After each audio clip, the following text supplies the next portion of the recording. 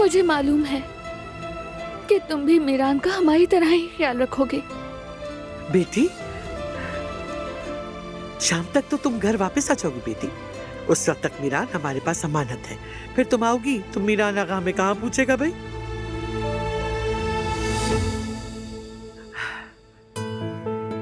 अल्लाह तुम्हें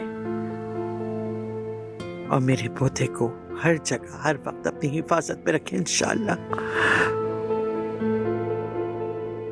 आमीन इंशाल्लाह।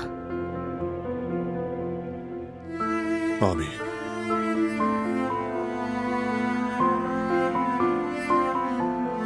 हर चीज के लिए आपका शुक्रिया।